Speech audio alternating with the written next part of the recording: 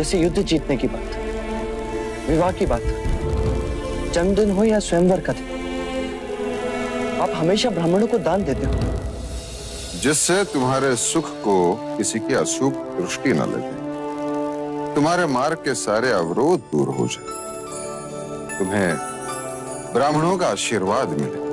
तो क्या ब्राह्मणों को दान देने से अवरोध दूर हो जाते हैं? निस्संदेह होते हैं। मैंने पहले भी कहा था और आज भी कहता हूं, ब्राह्मण धरा पर ईश्वर के प्रतिनिधि है। मनुष्य के मस्तिष्क पर उनका हाथ अभय कवच होता है। अरे ये आपके पैरों को क्या हुआ विप्र? प्रातःकाल घर से चला था, मार्ग में ठोकर लग गई। अर्थात आप अपना ही हाथ अपने ही मस्तिष्क पर रखना भूल गए विप्र।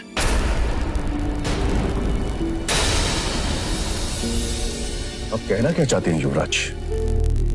वही महाराज कि जो ब्राह्मण केवल मनुष्य के सर पर हाथ रखने से उसके मार्ग के अवरोधों को दूर कर सकता हूं, उसे स्वयं ठोकर क्यों लगी? ये हमारा अपमान है महाराज। मेरा उद्देश्य आपको अपमानित करना नहीं, पर इस प्रश्न का उत्तर तो आपके पास भी नहीं। प्रत्येक मनुष्य को अपने कर्मों के अनुसार फल भुगतना पड़ता है। अर्थात कर्म ही अंतिम है।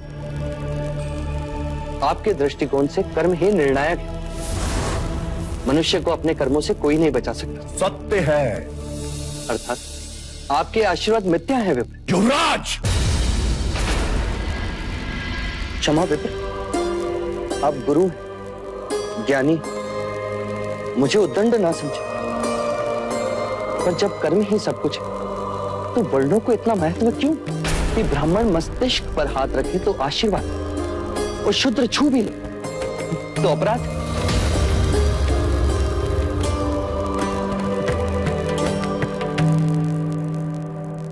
चन्ना। जी युवराज। इन सभी को रथ में रखो। इस दान का वितरण हम स्वयं करेंगे। जी युवराज। आओ ये शूद्र।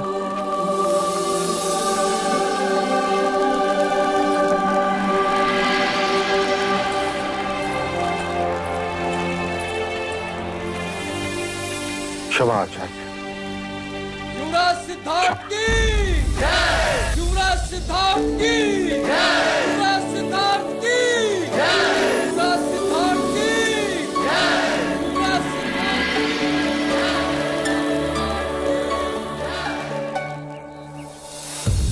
अरे ये क्या कर रहे हैं आप? ईश्वर है आप हमारे लिए, जो स्वयं अनाज बांटने आए। मैं चाहता हूं आज से कपिलवस्तु में कोई भी भूखा ना रहे, सबको अन्न मिले, अपना अधिकार मिले। युवराज, आप हमें ये बताएं कि इस उपकार के बदले हम आपको क्या दें? अपनी पीड़ा। आप सबकी पीड़ा लेने आया हूं। हटो, हटो। पीड़ा? हमारी पीड़ा? आप हमारी पीड़ा क्या समझोगे युवराज? कभी भूखे पेट सोए हैं? कभी कड़कड़ाती ठंड में बिना वस्त्र के इस धरा पर रातें बिताई हैं? क्या आप स्वयं कभी अपने ही घर में भीगे हो? नहीं ना? तो आप हमारी पीड़ा क्या जानेंगे युवराज? हमें आपका ये दान नहीं चाहिए। हम शाक्य हैं। हमारी भुजाओं में इतना बल, इतनी शक्ति है कि हम अपने परिश्रम की रोटी खा सकते हैं। और यदि आप हमारी सहायता करना ही चाहते हैं तो अपने राज्य के अधिकारियों को अत्याचार से रोको। हाँ युवराज, ये सही कह रहा है। अतिरिक्त कर के नाम पर रोटी तो ठीक, पर बचा कुचा सामान भी ले जाते। आपका दिया तो मिलने से रहा, जो है उसे भी छीन लेते हैं। कल मेरे घर से वो बर्तन कंबल तक ले गए और आज मेरी माँ ठंड से मर गई।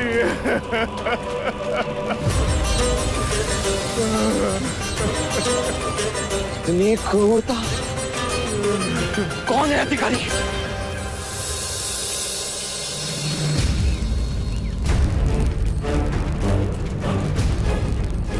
युवराज, आप प्रणाम। याचना सुनकर आए। प्रजा कहती है कि राज के अमलदार होकर भी तुम उन पर अत्याचार करते थे। कदापि नहीं युवराज। इतना धन, इतना धन कैसे, जबकि तुम तो किसान भी नहीं। गरीबों से छीना हुआ अनाज है युवराज। इतना लूट? आधा धन राजकोष में जाता है युवराज। किसके राजकोष में? राजा वीर बाहु, उनका आदेश। मैं तो बस पालन करता हूँ। वीर भाऊ का आदेश सुनते हो और इन गरीबों की आवाज सुनाई नहीं देती तुम्हें?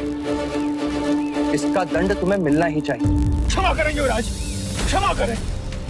आगे से ऐसा अपराध कभी नहीं होगा। क्षमा करें युवराज। युवराज, इनके पापों का दंड तो ईश्वर ने हमें पहले ही दे दिया है। हमारी पुत्री को विकलांग बनाते।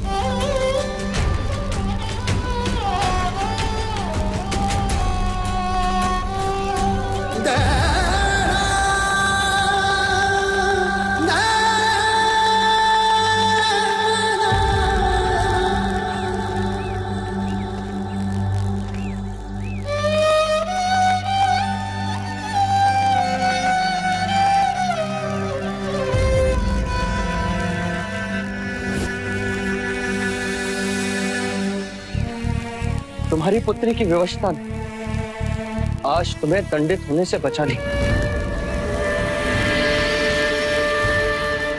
अब जिन हाथों से तुमने ये छीना है, उन्हीं हाथों से गांव वालों में इस अनाज को बांट दो। अवश्य युवराज, अवश्य। और आज इस गांव के प्रत्येक बालक को तुम स्वयं अपने हाथों से एक एक निवाला खिलाओगे।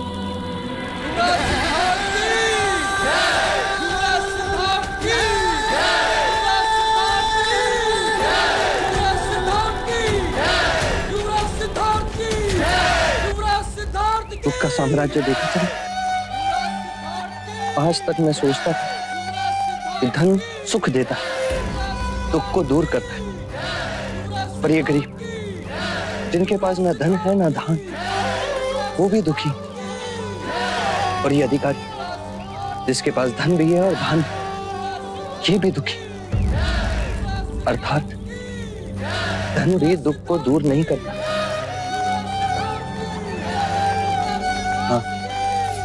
कभी कभी बढ़ाता अवश्य है।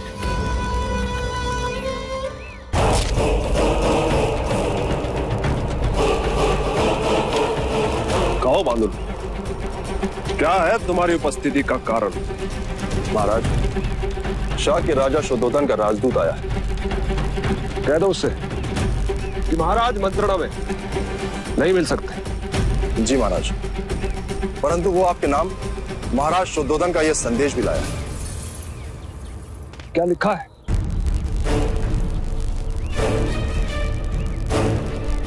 कौशल नरेश महाराज प्रसन्नजीत, युद्ध में आपकी पराजय के बाद हमारे और आपके बीच जो संधि हुई थी, उसके परिणाम स्वरूप आपने समग्र युद्ध खर्च देने का उत्तरदायित्व स्वीकार किया था। युद्ध में हुआ सारा खर्चा तुम हमें दोगे और साथ साथ ये वचन भी हम पर कभी आक्रमण नहीं करोगे। मैं वचनबद्ध हूं महाराज शुद्धोधन। जो शाक्य गणराज्य को शीघ्र ही अपेक्षित है, प्रत्युत्तर की अपेक्षा में मोहर शाक्य गणराज्य शिरोमणि राजा शुद्धोधन। उन्हें प्रत्युत्तर भेज दो बांदुल। इस समय सारा कौशल महाराज महाकौशल की मृत्यु शोक में डूबा है। इस समय हम संधि का उत्तरदायित्व निभाने में असमर्थ हैं। युद्ध खर्च नहीं दे सकते। जीवन पर शीघ्र ही हम संधि के वचनों को पूरा करने का यथार्थ प्रयत्न अवश्य करेंगे। एक और युद्ध भेंट करेंगे।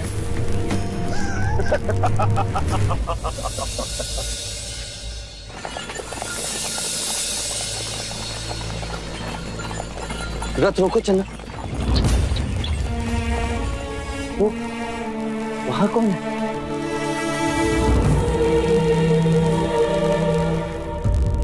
वो सन्यासी है युवराज। सन्यासी? आज पहली बार देखा उसे। हाँ युवराज, भ्रमण करते हुए कभी कभी आ जाते। फिर तो उन्हें भी अन्न की आवश्यकता होगी।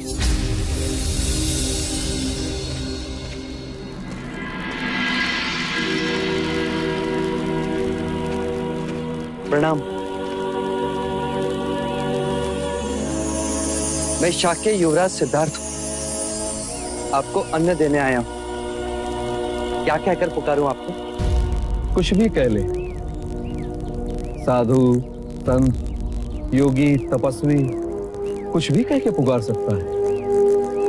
क्या मैं आपसे ये पूछने की दुष्टता कर सकता हूं कि आप रहते कहां हैं?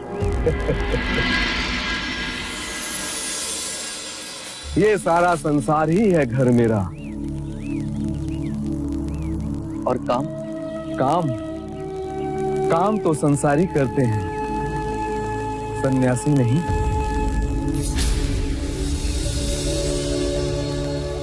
और अन्न प्रबंध वो कैसे होता है? भूख जितनी भिक्षा मिल ही जाती है। भिक्षा मांगने में लज्जा नहीं आती? अहम, लज्जा को कुचल करके ही मनुष्य सन्यासी बनता है। और यदि किसी दिन कोई भिक्षा ना दे तो कोई शोक नहीं। ये प्रकृति इनकार नहीं करती। हवा कभी नहीं रुकती। जल तो मिल ही जाता है। वृक्ष फल देने से कभी भी मना नहीं करते। आप अपना समय कैसे व्यतीत करते हैं? मन को जीतने का श्रम करता हूं। ये कैसा कार्य है? ये मन ही तो है जो वासना, मोह, क्रोध में फंस जाता है।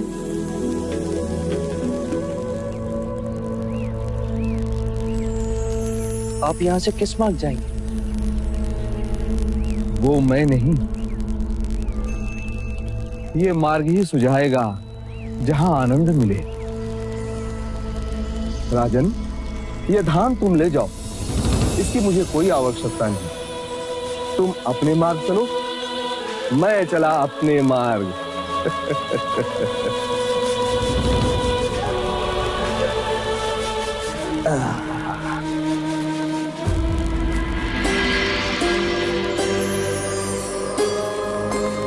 मैंने धनी देखे, दरिद्र देखे, सत्ता में अंध क्षत्रिय देखे, ज्ञानी ब्राह्मण देखे, पर ये कैसा जीवन जो कुछ ना होते हुए भी इतना सुखी?